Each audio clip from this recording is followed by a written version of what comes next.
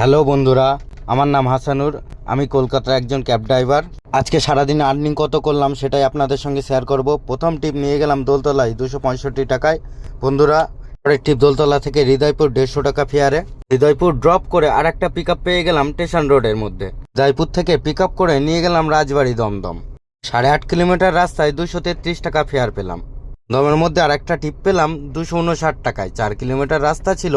টিপটা ড্রপ করে আর একটা টিপ পেয়ে গেলাম দমদমেরই মধ্যে। টিপটা ছাড়লাম বড়ানগর বেলঘড়ি এক্সপ্রেসের কোলে। 200 টাকার টিপ ছিল 7 কিলোমিটারের রাস্তায়। পাশে থেকে পিক আপ করে নিউ টাউন নিয়ে এলাম।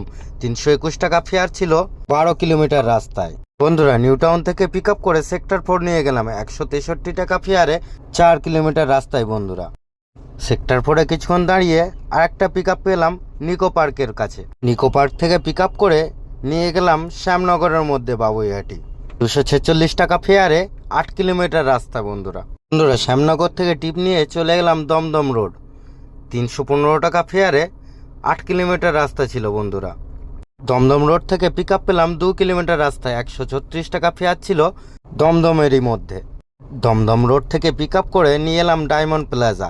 2.5 কিলোমিটার রাস্তায় 193 টাকা ভাড়া পেলাম। আজকের বন্ধুরা সেরা টিপ ছিল বন্ধুরা।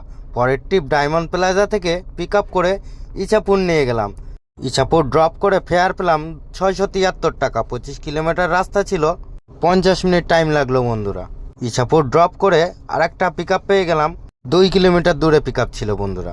330 টাকা ফেয়ার পেলাম। ব্যারাকপুর মুদিবাড়ি ড্রপ ছিল বন্ধুরা। ব্যারাকপুর ড্রপ করে বাড়ির দিকে পৌঁছতে শুরু করলাম বন্ধুরা। আজকের ফেয়ার 3221 টাকা। ভিডিও ভালো লাগলে লাইক শেয়ার অবশ্যই করবেন। পরের ভিডিও পেতে ফলো করে রাখবেন বন্ধুরা। বাই।